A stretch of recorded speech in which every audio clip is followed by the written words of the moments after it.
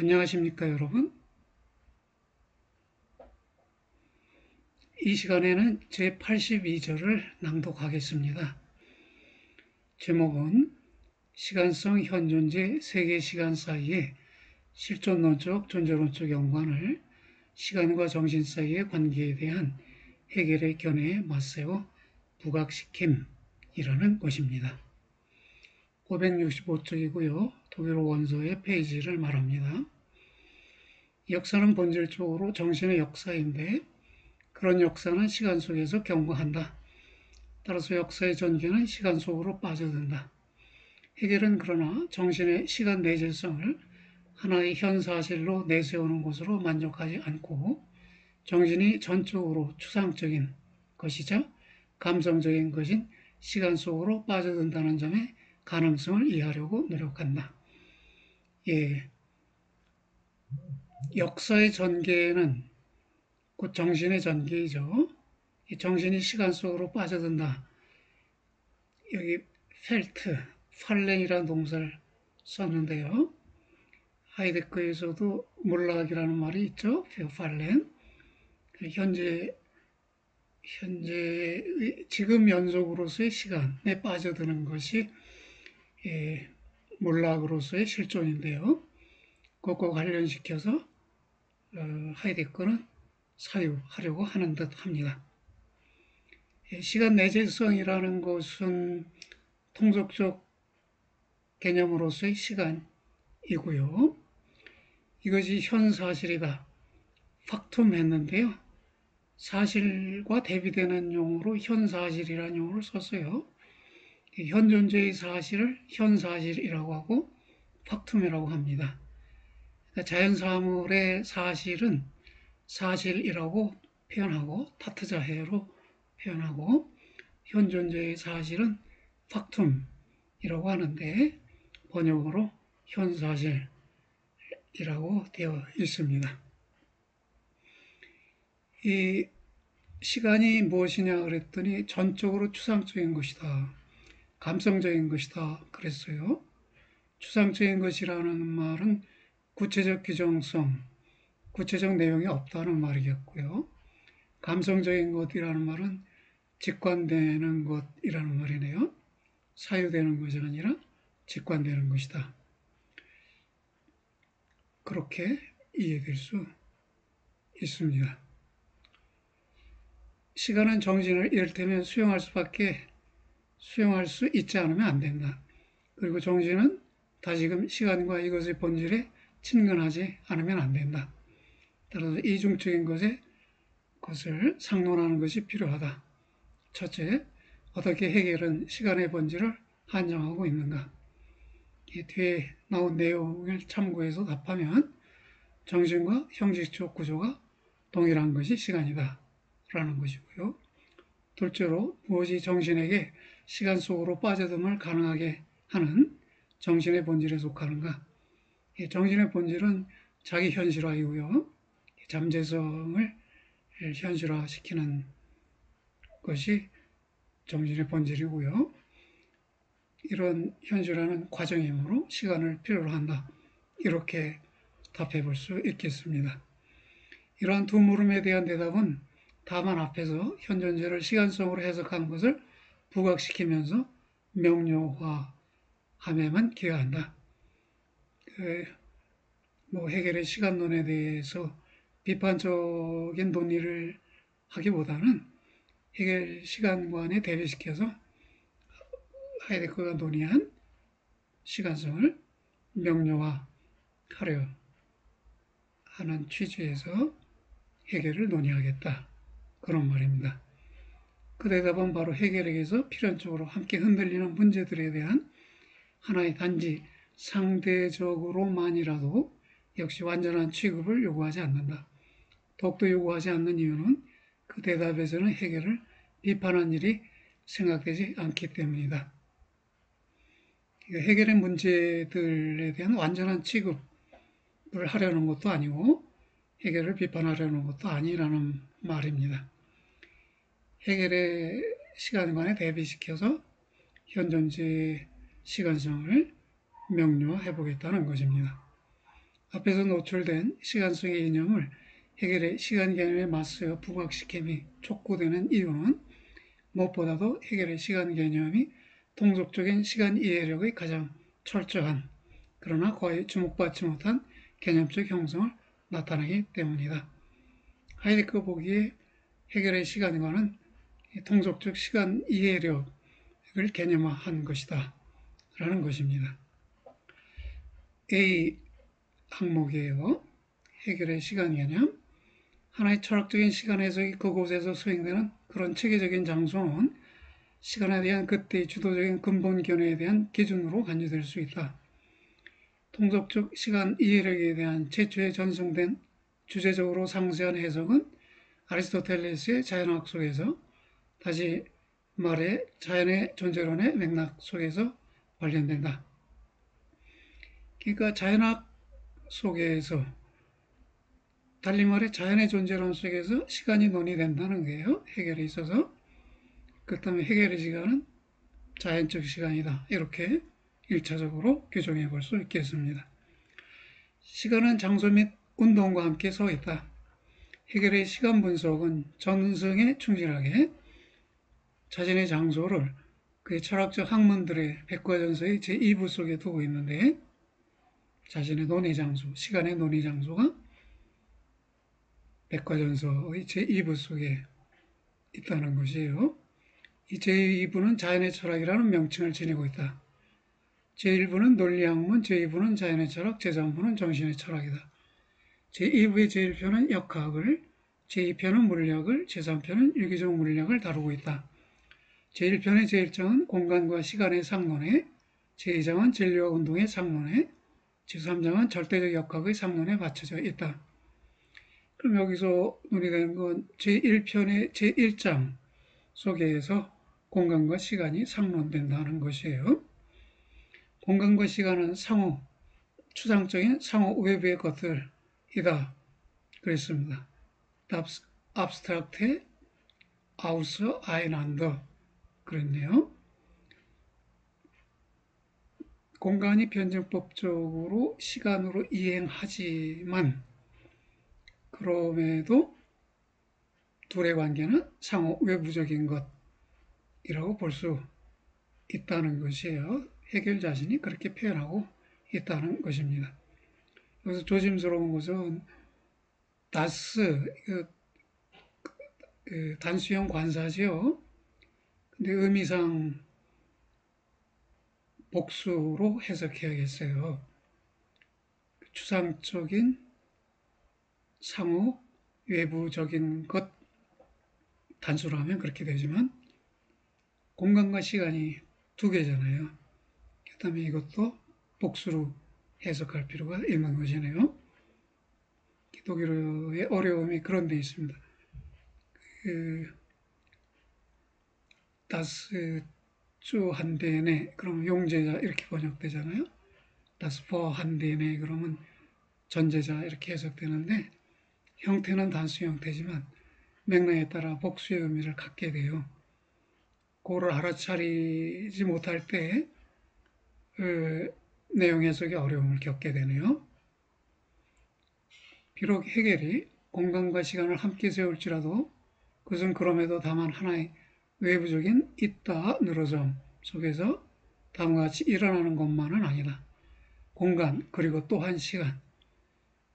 여기서 또한이라는 말이 공간과 시간을 결합시켰는데요.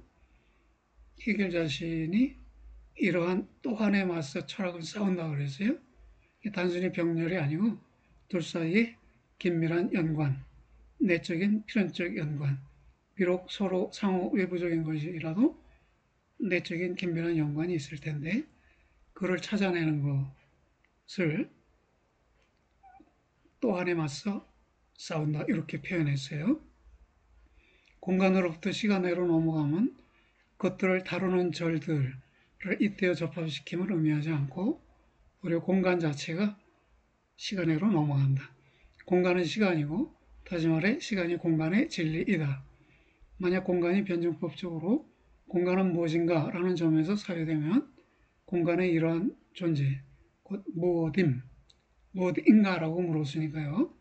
뭐 이미 답변되는데 그것은 해결에 따르면 시간으로 드러난다. 공간은 그러면 어떻게 사유되지 않으면 안 되는가? 공간의 진리가 시간이라면 공간이 어떻게 사유되지 않으면 안 되는가? 라는 것입니다. 공간은 자연의 자기 외부에 있는 것들의 무매개적 무차별성이다. Für Mitteilungslose Gleichgültigkeit des Außerseins der Natur 그랬어요. 그래서 Außerseins 는 자기의 밖에 있음이라는 말인데요. 직역하면 의미상 우리는 자기의 밖에 있는 것들 복수형으로 해석했습니다. 그리고 자연의 그랬는데 잘못 읽으면 공간이 자연의 외부에 있는 것 이렇게 읽혀질 수 있는데 그런 의미는 아니고요. 자연 속에서 자연의 영역 속에서 자기 외부에 있는 것들 이렇게 공간은 점들로 이루어졌잖아요. 점들은 서로가 자기 외부에 있는 것들이라고 말해줄 수 있겠네요. 이 점은 다음을 말할 것이다. 공간은 공간 속에서 구별될 수 있는 점들의 추상적 다수성이다.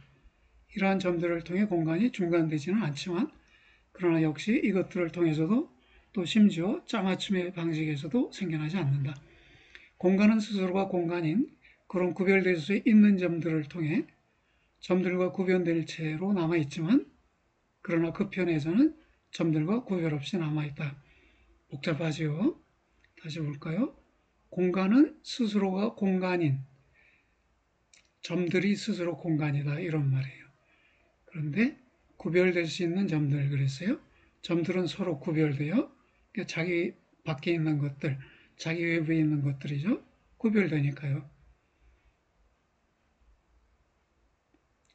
그래서 이 점들을 통해 공간이 구별된 채로 있지만 그러나 그 편에서 공간 편에서는 공간이 점들과 구별 없이 남아있다는 것입니다. 점들은 자신들을 공간과 구분하지만 공간은 자신을 점들로부터 구분하지 않는다. 이런 말인데요. 왜냐하면 공간 자체가 점들의 집합, 점들의 전체이니까요. 구별들, 점들은 자신들이 구별하는 것의 성격을 스스로 지니고 있다. 점은 그러나 그럼에도 불구하고 그것이 어떤 공간 속에서 어떤 것을 구별하는 한도에서 공간의 부정인데 여기서 공간 속에서 어떤 것을 부정한다고 그랬어요. 그렇다면 점들이 공간 안에서 다른 점들을 구별하겠죠. 근데 다른 점들도 역시 공간이에요. 그런 점에서 공간의 부정, 네가치온 데스 라우미스인데 그럼에도 점이 이러한 부정으로서 그러나 점은 역시 공간이므로 스스로 공간 속에 남아있는 식으로 그렇다. 네, 여러 번 읽어보셔야 돼요. 해결의 문장은 엄청 난해합니다. 하이데크의 문장도 난해하지만 해결의 문장은 이른바 변증법적으로 쓰여있기 때문에 관점의 이동이 자유로워요. 공간의 관점에서 논의하는 듯하다가 점의 관점에서 논의하고 점에서 논의하는 듯하다가 공간의 관점에서 논의하고 그래서 잘 집중해서 몇 번 읽어야 의미가 그나마 드러날 수 있을 것입니다.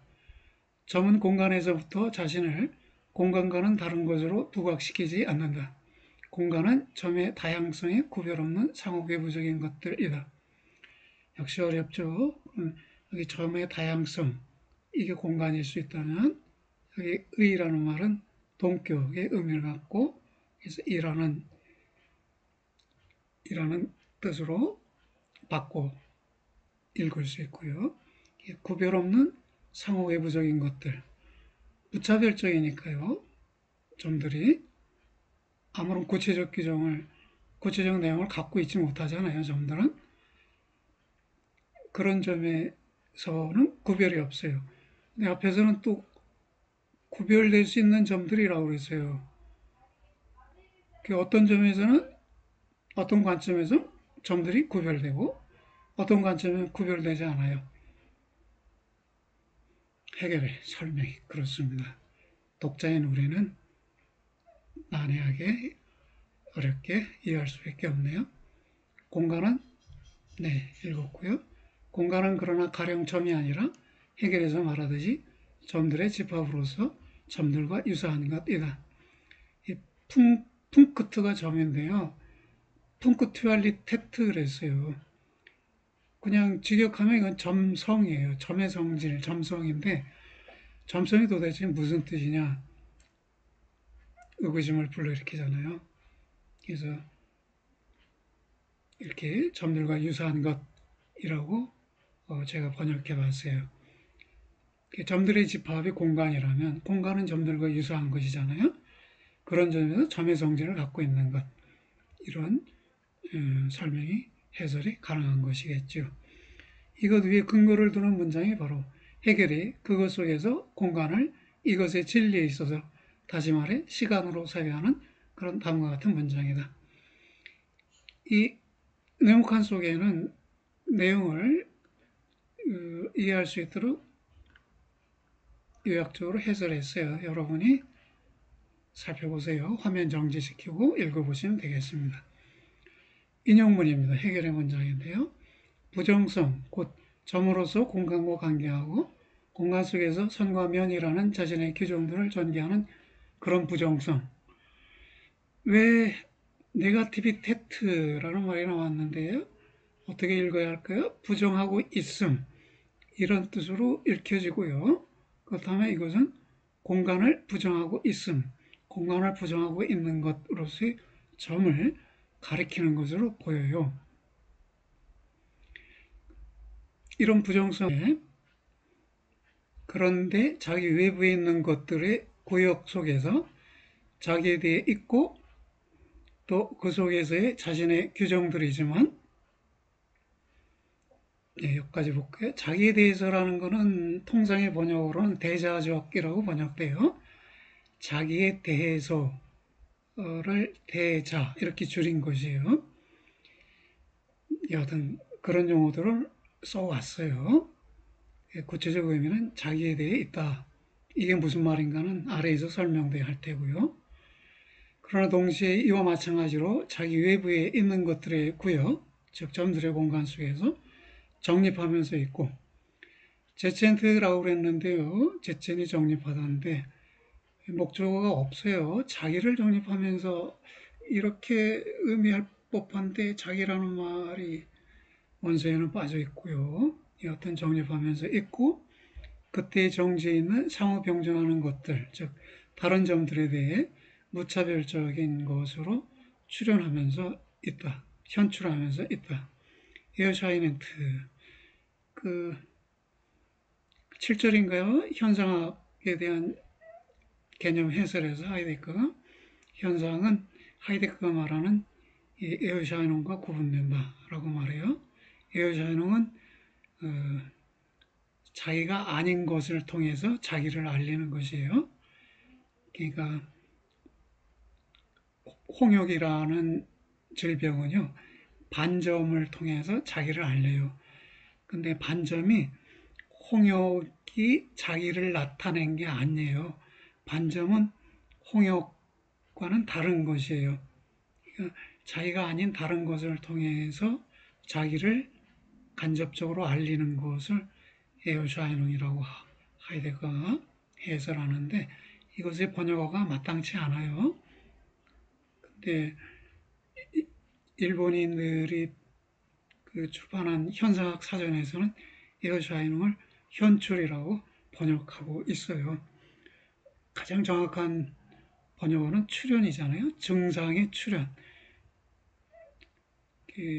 그래서 출현이라는 말이 가장 적절한 듯한데 출현이라는 말이 다른 곳에서 자주 쓰일 수 있는 말이기 때문에 하이데거가 그 칸트의 에어샤이는 개념을 구별해 쓰고 있다는 점을 강조하기 위해서 우리는 현출이라는 단어를 택했는데요. 지금 해겔에서도 그 에어샤이능이 칸트와 같이 현출의 의미를 갖는 것이냐 하는 건 의문의 여지가 있어요. 그렇지만 번역의 통일을 위해서 이 자연에는 다 현출이라고 번역했습니다. 그렇게 자기에 대해 정립되면 부정성은 시간이다. 해설문을 읽어드릴게요. 점은 공간에 관계되면서 공간을 부정하기에 부정성이다. 부정성으로서의 점은 그런데 다른 점에 의해 구별되고 부정된다. 이로써 점은 다른 점에 대해 있게 되는데 이는 다른 점이 자기와 같이 스스로 공간이 까닭에 자기에 대해 있게 되는 것이다. 다른 점에 대해 있는 것이 자기에 대해 있는 것이라는 것이에요. 다른 점도 역시 공간이기 때문에 자기와 같이 점은 자기에 대해 있으면서 비로소 자기로 정립되고 정립된 자기는 다른 점에 대해 자기를 현출하면서 있다. 다른 점에 대해 현출하면서 있는 점은 각각 지금의 점이고 이런 의미에서 시간점이다. 이 마지막 문장은 이제 아래에 나오는 내용들을 미리 앞당겨서 설명해 드린 것입니다. 이상의 것에 대해서 하이제커가 해설을 깃들이는데요. 해설도 어렵게 쓰였어요. 해결식의 문장 투로 써서 여러 번 읽어봐야 합니다. 예, 공간이 표상되면 다시 말해 자신의 구별될 점들의 무차별적인 존속 속에서 무매개적으로 구체적 개념의 매개 없이 직관되면 부정들, 즉 점들이 이를테면 단적으로 주어져 있다. 이렇게 표상하면 그러나 아직 공간을 이것의 차별적 존재, 점들이 무차별적이라고 했잖아요. 차별적 존재에 있어서 포착하지 못한다. 그것, 즉 공간의 존재를 포착하면 사유 속에서만 그 정립과 반정립을 관통하면서 이것들을 지향하는 종합으로서의 사유 속에서만 가능하다. 정립, 반정립, 종합 들어보셨죠? 태제, 안티태제, 진태제라는 말이에요. 이게 정, 반, 합, 변증법의 과정이죠. 그 변증법적 사유 또는 이중부정적 사유를 통해서만 존재의 포착이 가능하다. 공간이 사유되고 이로써 공간이 이것의 존재에 있어서 포착되는 때는 바로 부정들이 단순히 점들이 단순히 그 무차별성 속에서 존속하는 채로 머물지 않고 오히려 지향될 때, 다시 말해 스스로 부정될 때이다. 부정, 다시 말해 점들과 유사한 것. 예, 부정, 니게이션, 네가치온 해놓고 이것을 punktualität라고 했어요. 그리고 이것의 부정 속에서 점은 자기에 대해 정립하고, 그럼 이걸 어떻게 해야 할까? 해설문을 적어놨네요. 곧 점에 의해 부정된 것, 이게 공간이에요. 그럼 첫 번째 말은 부정이라는 말은 부정된 것이라는 뜻이네요. 두 번째 의미의 부정은 부정함이에요. 부정된 것을 부정함, 이런 말이네요. 그 점에 의해 부정된 것, 즉 점들과 유사한 것이 다시 점에 의해 부정됨 속에서 점은 자기에 대해 정립하고, 하이데크 해설에 있어 der Punkt setzt sich für sich 이렇게 해서 자기를 정립한다 목적어를 보충해 주었어요. 이로써 존속의 무차별성에서부터 걸어 나온다. 자기에 대해 정립된 것으로서 als der für sich gesetzte, 이거는 해결식의 표현이죠. 정립된 것. 점은 이러한 점과 저러한 점으로부터 구별되고 점은 더 이상 이러한 점이 아니고 아직은 저러한 점이 아니다. 자기 자신에 대해 자기를 정립함과 더불어 점은 이것이 그 안에 서 있는 그런 잇따름, 즉 지금들을 곧 이제부터 부정된 부정의 구역인, 부정된 부정, 이것도 어렵죠? 이 말은 부정된 것. 뒤에 있는 부정이 부정된 것이란 말이고요. 그 다음에 이것은 부정된 점들과 유사한 것. 점에 의해 공간이 부정되면 공간이 점들로 성립하지요. 그렇다면 공간은 점들과 유사한 것. 점에 의해 부정된 공간은 점들과 유사한 것 이렇게 이해할 수 있겠죠. 그래서 이 부정된 점들과 유사한 것 그러면 점들과 유사한 것이 또 한 번 부정되었고 그로 인해 생겨난 결과를 지금 말하는 것인데요. 그것이 뭔가요? 그것이 지금들이에요. 이것의 구역인 그런 자기 외부에 있는 것들의 구역을 정립한다. 자기 외부에 있는 것들, 이거 점들의 구역, 공간이죠. 그런데 이제 이중 부정을 통해서 또는 두 번째의 부정을 통해서 새롭게 나타난 구역이에요. 그래서 이 구역을 설명해서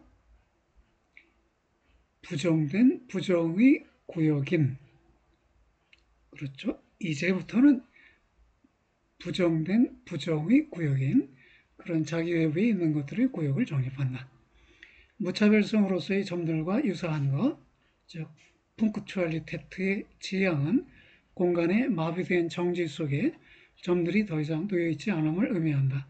점은 모든 다른 점들을 마주해 자기를 내세운다. Aufspricht sich gegenüber. 자기를 뽐낸다 이거예요. 지금 점은 이전의 점이나 나중의 점에 비하면 살아있는 생생한 점이죠. 지금 점이니까요. 지금 현재 있는 점이고 과거의 점은 지나갔고 미래의 점은 오지 않았고 그러니까 지금 점은 자기를 뽐낼 수 있죠. 다른 점들에 대해서. 점들과 유사한 것으로서의 부정된 것에 대한 이러한 부정이 해결에 따르면 시간이다. 이러한 상론이 이와 같은 하나의 증명 가능한 의미를 가져야 한다면 다름 아닌 다음의 것이 뜻해져 있을 수 있다. 각각의 점이 자기에 대해 자신을 정립하면 지금 여기 등이다. 각각의 점은 자기에 대해 정립된 채로 지금 점이다. 시간 속에서 점은 따라서 구체적 지금이라는 현실성을 갖고 있다. 그것을 통해 점이 각기 이러한 점으로서 거기에 자기에 대해 정립할 수 있는 그런 것은 각기 하나의 지금이다. 여기 다라는 독일어 표현이 나왔잖아요. 거기에라는 장소를 표시하는 말인데요. 그 있음을 독일어에서는 전통적으로 다 자인이라고 썼어요. 그 의미는 거기에 있음이라는 말이에요. 그러니까 있다는 것은 시간적, 공간적 자리를 갖고 있다는 것이에요. 그래서 다 자인이라고 하면 시간적, 공간적 자리에 있다라고 해서 존재의 의미를 나타나게 돼요. 우리 한국인으로서는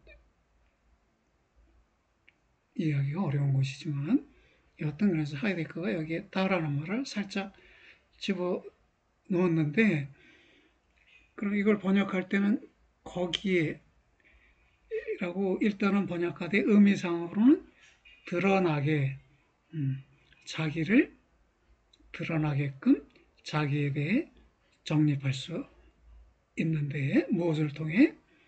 지금을 통해 정립한다는 것이에요. 점의 자기에 대한 자기 정립의 가능 조건은 지금이다. 이런 가능 조건, 지금 및 점의 존재, 구체적으로 거기에 있음. 거기에가 존재의 징표예요. 거기에라는 말은 시간적, 공간적 자리를 말하고요. 그래서 존재는 동시에 이중부정적으로, 즉 부정의 부정으로 사유되어 있습니다. 그러니까 공간에 있음은 곧 공간이 이중적으로 사유되어 있음이고 그것은 곧 지금의 점이다 라는 말이네요. 따라서 점들과 유사한 것에 대한 다시 말해 공간에 대한 순수한 사유는 각기 지금을 사유하고 또 지금들이라는 자기 외부에 있는 것들을 사유한다는 것이기 때문에 공간은 시간이다. 네, 해서 공간으로부터 시간으로 넘어왔어요. 즉, 공간이 이중 부정되면 지금점이 나타나고 지금점에서 지금이라는 시간이 출현한다는 것이에요. 어떻게 이러한 시간 자체는 규정되는가? 네, 앞서의 논의를 요약하면 이렇습니다. 부정, 곧 점에 의해 부정된 것인 공간이 곧 점들과 유사한 것이 다시금 점에 의해 부정되면 점들과 유사한 것이 자기와 같이 공간이기도 한 그래서 자기이기도 한 그런 점에 의해 자기로 정립됨이자 동시에 자기인 점에 대해 자기를 정립합니다. 이렇게 정립되었을 때 점은 지금 점이고 이로써 점은 지금이라는 구체적으로 드러난 거기의 존재, 곧 시간적 존재를 갖게 된다. 따라서 지금이 점의 존재인데 이러한 가능화, 점의 존재를 가능하게 하는 것의 관점에서 볼 때 지금이 점의 자기에 대한 자기 정립을 가능하게 하는 조건이라는 것을 말한다는 것입니다. 시간은 자기 외부에 있는 것들의 부정적 통일성으로서 마찬가지로 하나의 단축으로 추상적인 것이자 관념적인 것이다. 시간은 있는 동안에 있지 않고 있지 않는 동안에 있는 그런 존재, 곧 직관된 생성, das angeschaute Werden이다. 이것, 직관된 생성이 말하는 것은 과연 단적으로 찰나적인 또 무매개적으로 자신을 지향하는 구별들이 외부적인 구별들로 규정되어 있지만 그럼에도 자기 자신에게 외부적인 구별들로 규정되어 있다는 것이다. 피어지히를 의미할 수 있겠죠. 자기 자신에게 이 말은 자기 자신에 대해 외부적인 구별들로 규정되어 있다는 점이다. 시간은 이러한 해석에 따라 직관된 생성으로 드러난다. 직관된 생성이 의미하는 것은 해결을 따를 때 존재가 무로 넘어감 내지 무가 존재로 넘어갑니다. 생성은 생겨남이자 지나갑니다. 존재가 비존재로 넘어가거나 혹은 비존재가 존재로 넘어간다. 이것은 시간과 관련해서 무엇을 말하는가? 아마도 의미상 넘어감을 가리키는 듯하고요. 시간의 존재는 지금이다. 그러나 각각의 지금이 지금에는 역시 이미 더 이상 있지 않고 혹은 지금에는 각기 미리 있지 않는 한도에서 현재의 지금은 과거의 지금이 아니고 미래의 지금도 아니죠. 그래서 이미 더 이상 있지 않고 또 아직 있지 않는 한도에서 그것은 역시 비존재로도 파악될 수 있다. 그러니까 각각의 지금이 사라지면 더 이상 아닌 지금이고요. 도착하기 전에는 아직 아닌 지금이잖아요. 그렇다면 지금 존재하는 지금이 역시 비존재로도 파악될 수 있다는 것이네요. 시간은 직관된 생성, 다시 말해 넘어감인데 이런 넘어감은 직관될 뿐 사유되지는 않고 지금 연속 속에서 자신을 단순히 제공한다. 사유된다. 앞에서 사유된다는 말이 공간에 대해서 공간이 사유되면 시간이다 그랬잖아요. 그때 공간은 이중부정적으로 사유되는 것이었어요. 근데 이 직관된 상성은 그 자체로 이중부정적으로 사유되는 건 아니고 이거는 변증법의 계기예요. 정반합 합의 계기일 뿐이니까 이것 자체가 다시 이중부정적으로 사유될 수는 없고 그냥 직관될 뿐이고 지금 연속 속에서 자신을 단순히 제공한다. 만약 시간의 본질이 직관된 생성으로 규정되면 이로써 다음이 드러난다. 시간은 1차적으로 지금에서부터 이해되고 더욱이 지금이 순수한 직관함에게 발견 가능하게 있는 식으로 그렇다. 예, 시간은 자기 외부에 있는 것들의 부정적 통해서 즉 부정을 통해 생겨난 연속성이고 구체적 내용이 없는 추상적이고 단지 직관 속에 있는 관념적인 것이다. 직관된 것도 관념적인 것이다. 이런 말입니다. 시간의 존재는 지금 연속 속에서 제공되며 직관되는 생성, 이와무가 서로에로 넘어감이다. 라는 것입니다.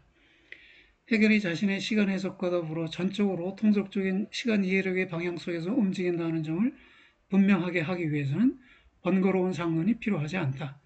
해결에 의한 지금에서부터의 시간의 성격 규정이 존재하는 것은 지금이 이것의 완전한 구조에 있어서 은폐되고 평준화된 채로 남아 있어도 지금이 비록 관념적인 것일지라도 하나의 전제자로 직관될 수 있다는 점이다. 해결이 평준화된 지금으로의 일차적인 방향 잡음에서부터 시간의 해석을 수행한다는 점은 다음의 문장들이 증명한다. 지금은 하나의 대단한 권리를 갖고 있다. 그것, 지금은 다름 아닌 개별적인 지금이지만 그러나 자신을 내세움, 아우프 스프라이트 중에 있어서 이렇게 다른 지금들을 배제하는 것은 내가 그것을 밖으로 말하는 동안에 용해되고 녹아 없어지고 나라 흩어진다. 남들을 배제한다는 점에서는 대단하지요. 그러나 지금은 순간적인 것이니까 즉시로 우리가 말하는 동안에 사라지지요. 용해되고 녹아 없어지고 나라 흩어진다.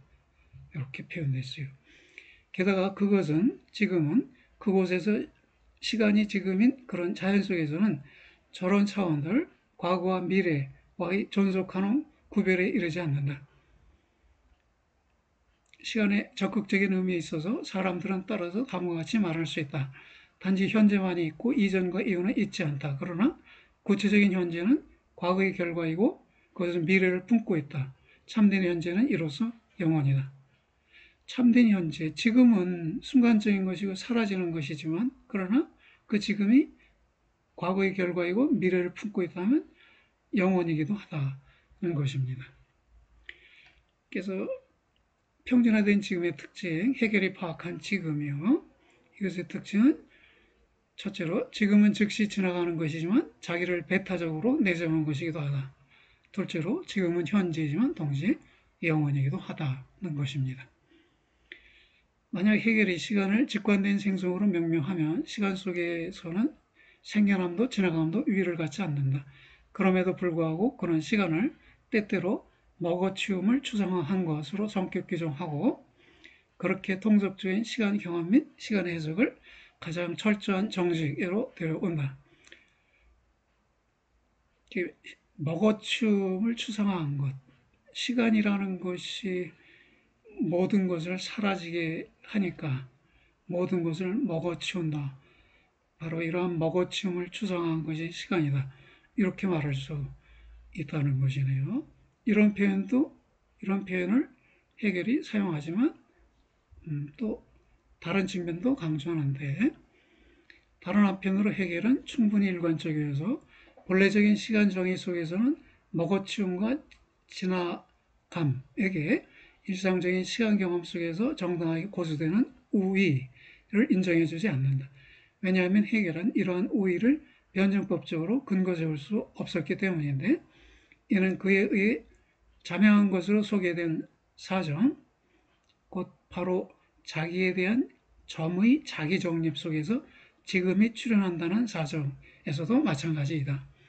그리고 그렇게 해결은 여하튼 시간을 생성으로 성격 규정함에 있어서도 역시 이러한 생성을 시간의 흐름이라는 표상을 넘어서 있는 그런 추상적 의미로 이해한다. 해결적인 시간 파악의 가장 적절한 표현은 따라서 시간을 부정, 곧 점들과 유사함과 punktualität의 부정으로 곧 점에 의해 부정된 공간의 부정으로 규정함 속에 놓여있다. 여기서 지금 연속은 가장 극단적인 의미로 형식화되어 있고 더할 나위 없이 평준화되어 있다. 유일하게 이러한 형식적 변증법적 시간 개념으로부터만 해결은 시간과 정신 사이의 연관을 산출할 수 있다. 그래서 해결이 변증법적으로 근거 세우지 않은 것, 백운된 하지 않은 것, 정초하지 않은 것이 여기서 언급된 바는 두 가지인데요. 하나는 시간의 지나감이 시간의 다가옴보다 우위를 차지하는 이유, 이 우위를 일상인들은 인정하는데 해결은 인정하지 않았어요. 이걸 변증법적으로 근거 세울 수 없기 때문에 또 자기에 대한 점의 자기 정립 속에서 지금의 출현하는 이유, 이것도 변증법적으로 근거 세울 수 없었다는 것입니다. 둘째 부분입니다. 시간과 정신 사이의 연관에 대한 해결의 해석. 앞의 부분보다는 조금 덜 어려운 그런 대목이 되겠습니다. 아닐지도 모르겠고요. 정신 자체가 어떻게 이해되어 있기에 자신의 현실화와 더불어 부정의 부정으로 규정된 시간 속으로 빠져듦이 정신의 부합하리라고 말해줄 수 있는가? 정신의 본질은 개념이다. 이것 아래서 해결이 이해하는 것은 하나의 사유된 것의 형식으로서의 하나의 종이라는 직관된 일반자가 아니라 자기를 사유하는 사유, 지히 덴켄 데스 덴켄 자체의 형식, 곧 비자의, 즉 대상의 포착으로서의 자기를 개념화합니다. 대상을 포착하는 나 자신을 다시 포착해서 개념화한다는 것이에요. 비자의 포착이, 대상의 포착이 하나의 구별함을 표현하는 한도에서 이러한 구별함, 포착함을 다시 포착함으로서의 순수한 개념 속에는 구별함이 놓여 있다. 따라서 해결은 정신의 본질을 형식적, 제시적, 포멀, 아포판티시, 형식의 부정의 부정으로 규정할 수 있다.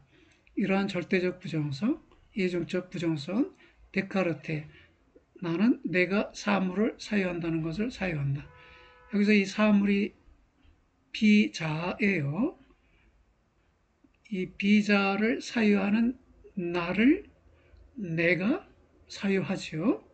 이것은 포착함에 사유함에 대한 사유함이고 포착함에 대한 포착함이고 구별함에 대한 구별함이에요. 이 말이 사유의 사유, 구별의 구별, 부정의 부정으로 논리적으로 형식화된 해석을 내주는데 데카르트는 그 말 속에서 의식의 본질을 본다. 개념에 따라서 자기가 자신을 개념화하면서 개념화되어 있음. Die sich begreifende Begriffenheit des Selbst 이렇게 되네요. 오타가 있는데요. 수정하면서 가보겠습니다. 여러분 이렇게 해야 여러분이 다운로드 받는 텍스트에는 고쳐진 텍스트가 올라가 있을 수 있습니다. 개념은 따라서 그런 것으로서 자기는 그것이 존재할 수 있는 식으로 본래적으로 있고 다시 말해 자유롭게 있다. 나는 개념으로서 현존재, 이게 다자인 거기에 있음, 독일어의 전통적으로 있음을 가리키는 표현이 현존재예요. 이것에 이르러 있는 순수한 개념 자체이다. 나는 그러나 이러한 최초로 순수한 자신과 관계하는 통일성이고 더욱이 무매개적으로 그런 것이 아니라 내가 사물의 사유가 지닌 모든 규정성 및 내용을 추상해버리고 자기 자신 사물의 사유와의 무제한적인 동등성의 자유 속으로 되돌아가는 동안에 그런 것이다. 그래서 나는 사유의 사유로서는 보편적인 것이고 또는 보편성이고 그러나 마찬가지로 무매개적으로는 여기서는 이제 사물의 사유로서는 이런 의미가 되겠네요. 이것은 개별성이다. 그러니까 이 자기의식은 우리 모두가 갖고 있는 거예요. 근데 의식은 개인마다 개인이 고유하게 갖고 있는 것이에요. 그런 점에서 자기의식은 보편성이고 의식은 개별성이다. 의식을 대상의식이라고도 해요. 대상의식은 개별적인 것이고 대상의식에 대한 의식, 즉 자기의식은 보편적인 것이다 라는 말입니다. 이렇게 부정을 부정함은 정신에 절대적으로 동의하는 점이자 이와 한 가지로 정신의 자기를 드러낸 젤부스트 오펜바루인데 이러한 자기를 드러내면 정신의 본질에 속한 것이다. 역사 속에서 자기를 현실화하는 정신의 진보함은 배제의 원리를 자기 안에 품고 있다. 이러한 배제는 그럼에도 배제된 것의 떼어냄으로 되지 않고 그것의 극복으로 된다. 극복하면서 동시에 견뎌내는 자기 자유화가 정신의 자유를 성격 규정한다. 지금 지향의 개념을 설명한 거죠. 아우헤붕이라는 독일어 개념이 배제하는데 배제를 통한 종합에 이르는 건데 이 배제가 떼어남이기보다는 극복에 해당한다는 것이에요.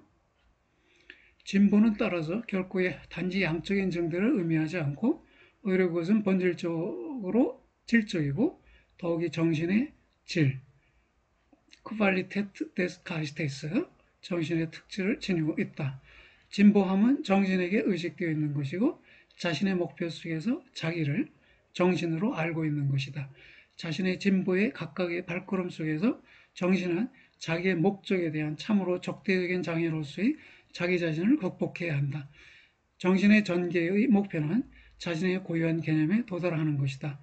전개 자체는 자기 자신에 맞선 하나의 힘들고 무한한 투쟁이다. 역사 속에서의 정신의 자기 현실화 과정, 그것이 힘들고 무한한 과정인데 그 과정을 통해서 정신은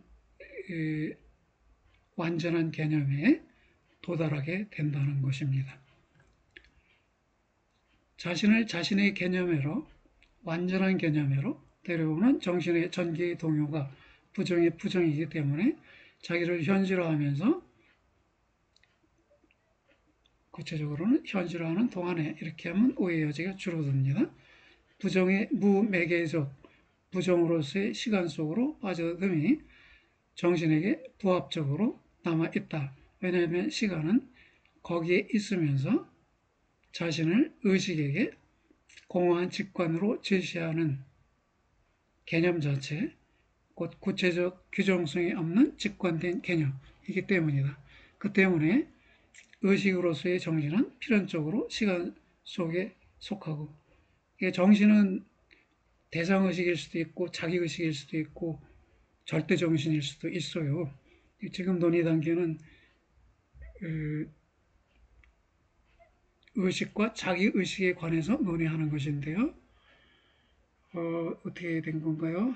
의식으로서의 정신은 필연적으로 시간 속에서 현출하고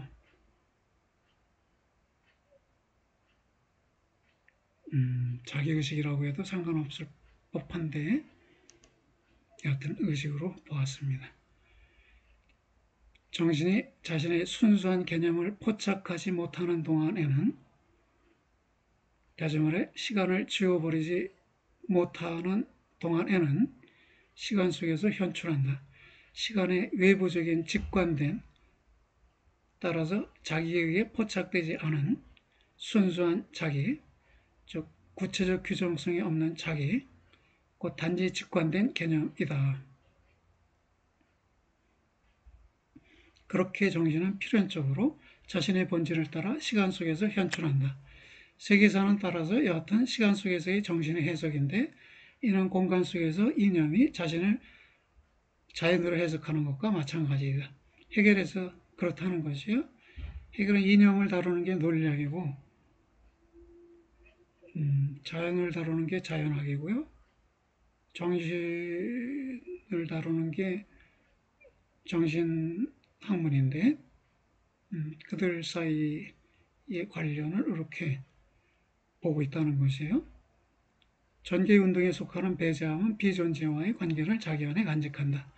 그것, 즉 배제함이 자기를 내세우는 지금에서부터 이해된 시간이다. 이해 가능한 방식으로 바꿔 써보기를 해보면요. 정신의 본질은 부정의 부정이기에 부정의 무매개적, 부정으로서의 시간도 정신의 본질에 속하고 따라서 정신은 시간 속으로 빠져든다. 다만 시간은 직관된 외부적인 순수한 자기이자 순수한 개념일 뿐 자기에 의해 포착된 자기나 개념이 아니다. 정신학문이 시간 속에서 이념을 현실화해가는 역사로 해석되듯이 이념, 논리학은 공간 속에서 이념이 들어있는 자연으로 해석된다. 이 이념은 이성적 개념에 해당해요. 그래서 이념을 개념이라고 바꿔 말할 수도 있고요. 논리학이 개념들을 다루죠. 근데 이념들은 자연과학 속에 들어있잖아요. 근데 자연 속에서 시간, 공간, 운동 이런 개념들이 다뤄지잖아요. 시간, 공간, 운동이 모두 이념인데 그것들이 자연 속에 들어있어서 이념은 자연으로 해석될 수 있다는 것입니다. 시간은 추상적 부정성이다. 직관된 생성으로서 시간은 무매개적으로 발견 가능한 구별되어 있는 자기 구별함이고 곧 거기에 있는 나 자이엔다 그 공간적, 시간적 자리를 차지하고 있는 다시 말해 전제적인 개념이다. 전제자로서 또 이로써 정신의 외부적인 곳으로 시간은 개념에 대해 지배권을 갖지 못하고 오히려 개념이 시간에 대한 힘이다. 시간은 추상적 부정성이다. 단순히 직관된 것으로서는 추상적이고 공간을 부정된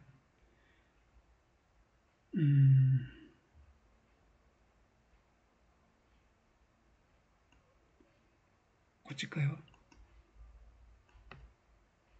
부정된 공간을 다시 구별함으로써는 부정성이다. 그렇게 직관된 시간은 아무런 구체적 규정성을 갖지 못한 것으로서 단지 거기에 있을 뿐인 전제자이다. 전제자인 시간은 정신의 외부적인 것으로서 정신이 현실화하는 개념에 대해 지배권을 갖지 못하고 오히려 시간을 이용하는 개념이 시간에 대한 힘이다.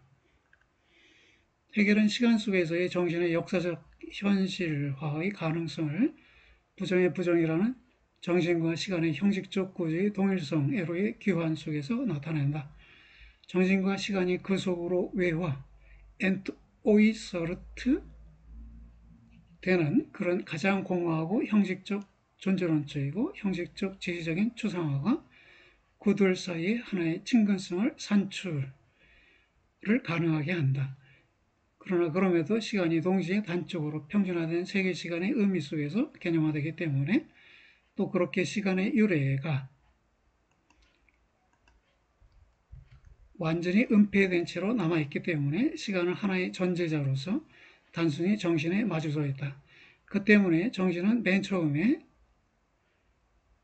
자기와 형식적 구조와 동일한 시간 속으로 빠져들지 않으면 안 된다. 무엇을 게다가 이러한 빠져듦이 또 시간에게 힘을 행사하며 본래 시간의 외부에 존재하는 정신의 현실화가 존재론적으로 의미하는지는 어둡게 남아있다. 해결의 평준화된 시간의 근원을 해명하지 않고 마찬가지로 그는 부정함으로써의 정신의 본질 구성들이 여하튼 다르게도 가능한지 여부에 대한 물음을 전혀 검토하지 않은 채로 내버려 두는데 만약 다르게 가능하다면 근원적인 시간성의 근거 위에서일 것이다. 정신이 맨 처음에 시간에 빠져드는 이유는 정신과 시간이 부정의 부정이라는 형식적 구조의 동일성을 갖고 있기 때문이다. 이러한 동일성이 성립하는 이유는 헤겔의 시간이 자신의 근원인 정신, 이 하이데거가 말하는 현존재예요. 하이데거가 말하는 현존재에 대응하는 정신이 평준화된 세계의 시간 에만 관련되고 그 근원에는 관련되어 있지 않기 때문이라는 것입니다. 시간의 근원이 해명되지 않는 한도에서는 정신이 시간에 빠져듦의 의미 또 해명되지 않고 시간 외부에 존재하면서 시간에게 힘을 행사하는 정신이 시간 속에서 현실화됨의 의미 또 부정의 부정과는 다른 정신의 본질 구성들이 가능한지 여부도 해명될 수 없다. 시간과 정신에 대한 또 그것들의 연관에 대한 해결의 해석이 정당하게 성립하는지 또 여하튼 존재론적으로 근원적인 기초들 위에 놓여 있는지 여부는 지금은 아직 상론될 수 없다. 그럼에도 정신과 시간의 연관에 형식적 변증법적인 구성이 여하튼 감행될 수 있다는 점은 그 둘 사이의 하나의 근원적인 친근성을 드러낸다. 해결의 구성은 그 동력을 정신의 구체화, 구체적 전개 과정을 개념화하려는 노력과 투쟁에서부터 얻는다. 이 점은 정신현상학의 마지막 장에서 나오는 다음의 문장에 알려준다. 시간은 따라서 자체에 있어서 완성되어 있지 않은 정신의 운명 및 필연성으로 현출한다.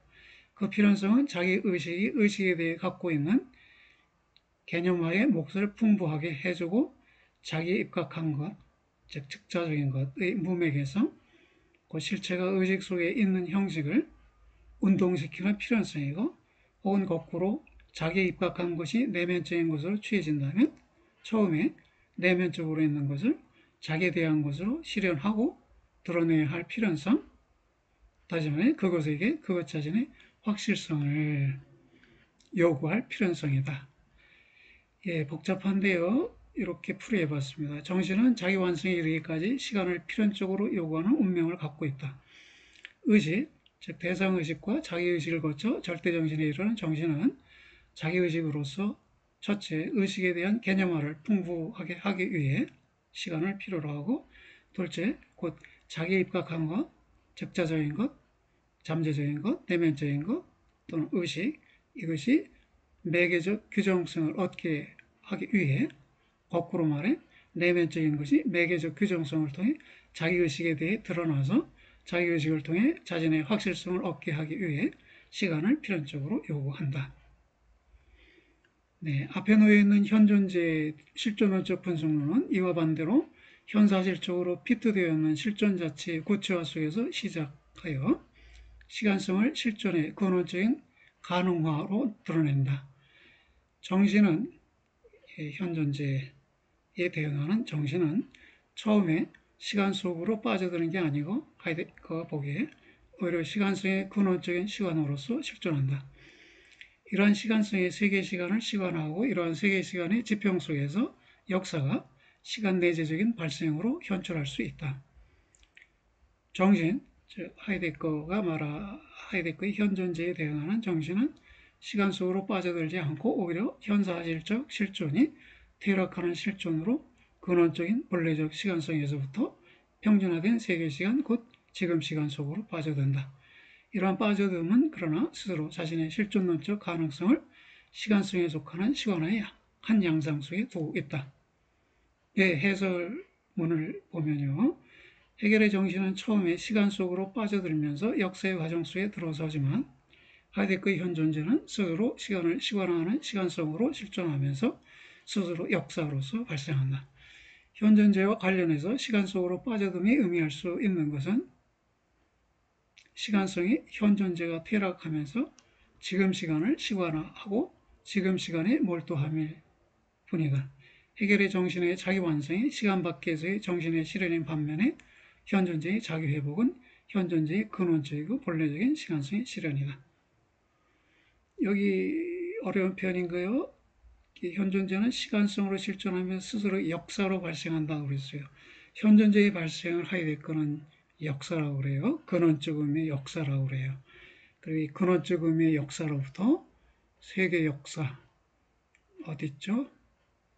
여기서 말해주는 거 세계의 시간의 지평 속에서 역사가 시간 내재적인 발생으로 이 역사도 발생인데 이건 세계 역사예요. 세계사 또는 세계 역사인데 이거는 2차적 의미의 역사예요. 1차적 의미의 역사는 현존재의 발생으로서의 역사입니다. 이렇게 해서 마지막 해설문에서 해결의 시간과 하이데거의 시간의 차이가 다소 분명하게 드러날 수 있겠네요. 예, 참 쉽지 않은 대목을 오늘 공부했습니다. 여러분 엄청 수고하셨습니다. 안녕히 계십시오.